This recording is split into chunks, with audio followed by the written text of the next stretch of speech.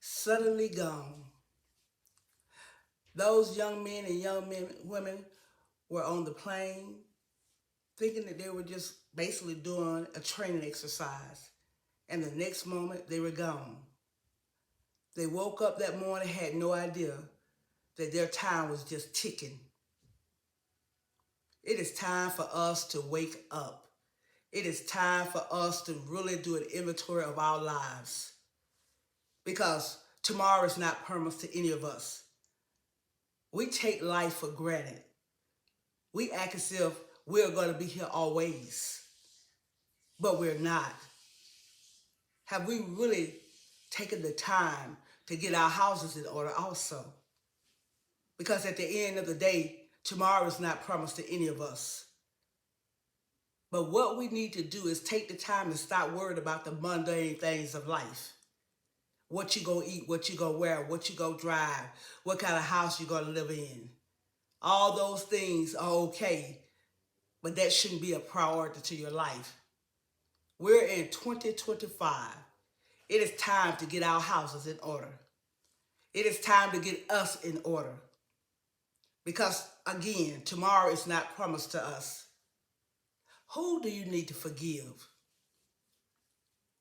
Who do we need to forgive? Because we really need to do an inventory of everything about us.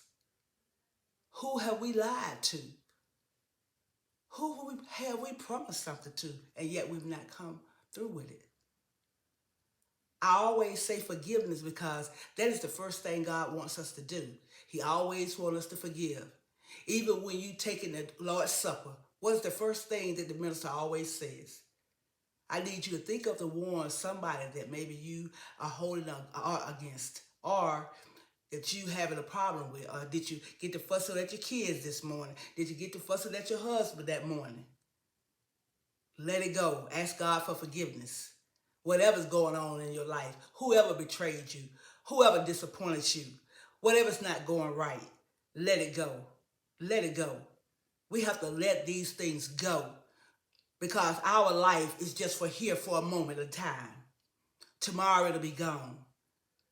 What are we sitting around here concerned about these worldly things that God has already told us that love not this world, neither the things that are in this world, but the things that are in this world, the lust of the flesh and the pride of life, they're just stuff, temporary things.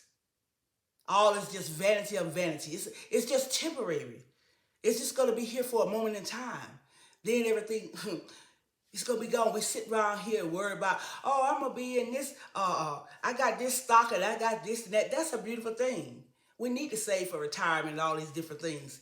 That's a beautiful thing. But at the end of the day, you can't take anything with you. Nothing. And then guess what? You're going to die and somebody's going to be bombing out for your money.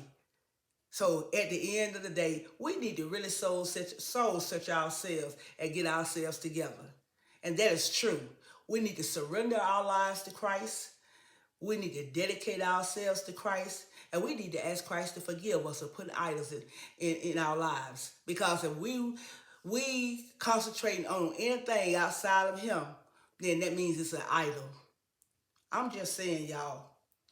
I'm just saying, we concentrating on all these mundane things that don't even matter. When you look at the scheme of things, when you look at life, vanity of vanity. We are here to love. We are here to grow. We are here to be our best selves. We are here to learn all the life lessons to make you a human being and to make you love. That's why we have to go through the tests and the trials of life. You got to be betrayed. You got to be talked about. You got to be lied on. You got to be all of those things. All of those things make us become as one as who we are, who God has designed us to be. That's what that is all about. That's what earth is all about. Earth is all about learning love, becoming as one, going through every trial and every test to help you to die to who you are so that you can truly learn how to live. Because that's what it's all about. Dying to ourselves and being born all over again. Coming to God like a little infant. But I just want you all to think about that. Are your houses in order? Are your house in order? Do your kids know where the insurance policies are? Do your kids know where the bank accounts are? Do your kids know your wishes? These are the things that we need to get in order. It's time out for playing church.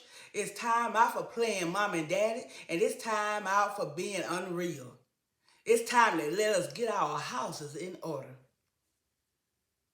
Because remember, we're not promised tomorrow. Once again, that accident that happened the other day, they had no idea that they wouldn't see the next day. That's just like us. We don't know if we're going to wake up tomorrow. We don't know that. But can we say our houses are in order? That people that's going to be left back here, that you are going to allow to take care of your stuff, do they know everything? Have y'all talked about it? Or, oh, that's taboo. We don't want to talk about it. No, you need to talk about it. Because it's time that we get our houses in order.